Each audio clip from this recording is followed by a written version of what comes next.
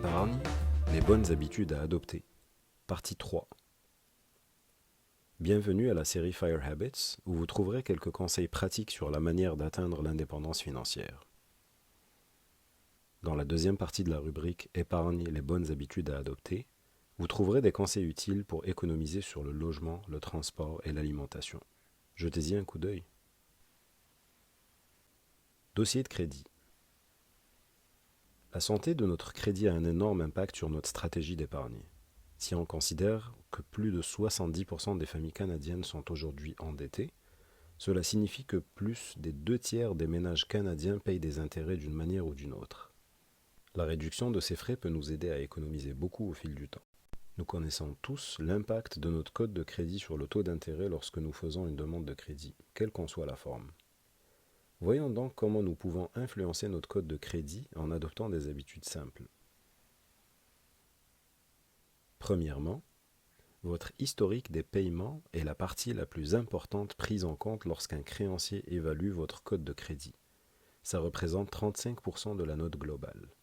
Il s'agit de tous les paiements en retard ou manqués sur votre carte de crédit, vos factures de téléphone et autres comptes.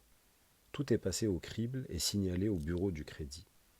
Donc si vous n'arrivez pas à payer vos factures à temps, pensez à instaurer des paiements automatiques. Ça vous évitera des frais inutiles. Et si vous avez des difficultés à payer une facture ou si vous prévoyez le contester, vous devez immédiatement contacter votre prêteur pour trouver un arrangement. Bref, ne jamais sauter un paiement. La deuxième variable en termes d'importance est ce qu'on appelle dans le jargon du crédit le taux d'utilisation du crédit. Il pèse jusqu'à 30% de la cote de crédit globale. Il s'agit en gros de la quantité de crédit que vous utilisez globalement. Moins vous en utilisez, mieux c'est. Le scénario idéal est de ne pas utiliser plus de 30% de votre limite de crédit. Cela indique au créancier que vous n'êtes pas en difficulté avec vos dettes et que vous pouvez vous permettre de rembourser ce que vous avez emprunté. Donc si vous pensez que le solde de votre carte de crédit dépasse souvent 30% de votre limite de crédit, vous devriez envisager d'augmenter cette dernière. La troisième variable est l'historique de crédit. Ça représente 15% de la cote globale. Il n'y a pas d'astuce particulière à considérer pour cette partie, car ce n'est autre que la durée de votre exposition au crédit. La seule chose que vous pouvez faire pour améliorer votre historique est d'appliquer à des demandes de crédit avec parcimonie. Le fait de faire des demandes de manière sporadique peut avoir un impact négatif sur votre score global. Nous aborderons ce point en détail dans un prochain article sur le travel hacking. Mon dernier conseil à ce sujet est de vérifier votre cote de crédit environ 2 fois par an sans forcément la baisser. Pour ce faire, rien de plus simple. Aujourd'hui, presque tous les établissements financiers proposent cette fonction gratuitement par l'intermédiaire de votre portail en ligne. Style de vie. On estime que l'adulte moyen prend environ 35 000 décisions conscientes par jour. Certaines d'entre elles peuvent avoir de bonnes ou de mauvaises conséquences, mais toutes mènent à un chemin qui aiguise notre personnalité, la façon dont nous interagissons avec nos pairs, et la façon dont nous construisons notre avenir. Arrêtons-nous ici une seconde et considérons le pouvoir que nous avons sur nous-mêmes. Considérez que vous êtes intentionnel sur quelque chose que vous désirez vraiment et tirez parti d'une fraction de ces décisions pour vous mener à cet objectif.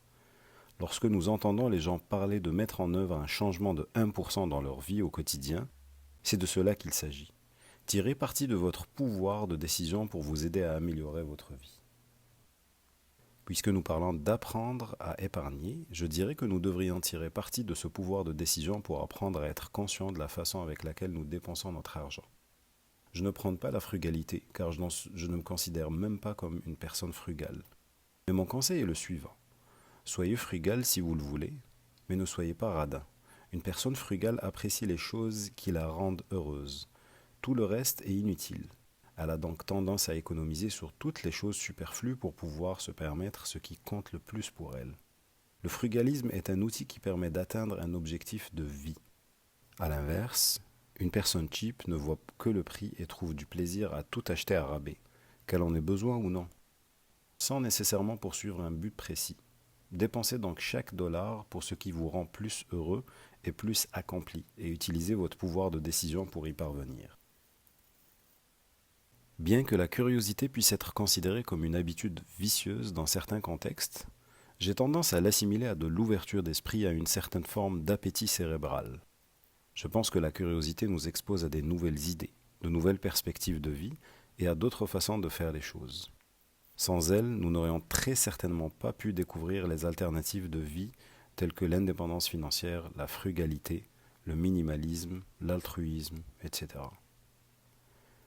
En parlant de minimalisme, cette philosophie partage plusieurs points communs avec la frugalité et les habitudes d'épargne. Le minimalisme consiste à désencombrer sa vie de tous les objets inutiles pour pouvoir s'entourer de positivité et d'organisation.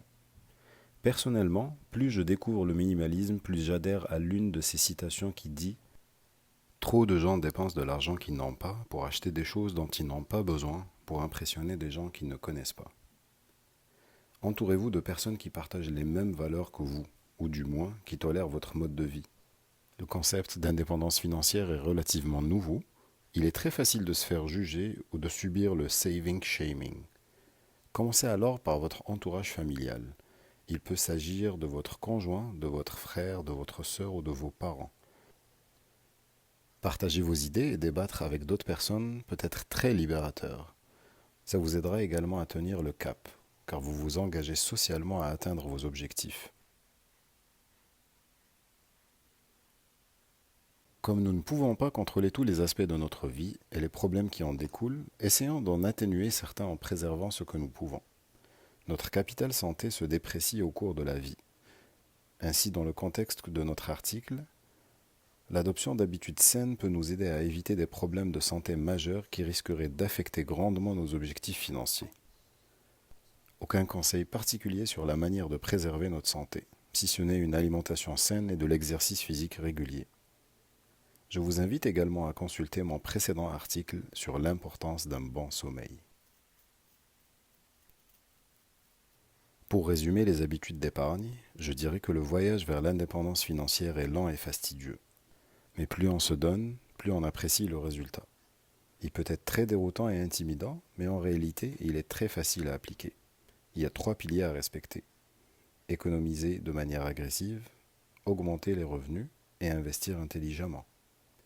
C'est notre partie. Le temps fera la sienne. Si vous avez des questions, n'hésitez pas à laisser un commentaire, me joindre sur ma page Facebook, sur ma chaîne YouTube ou m'envoyer un mail.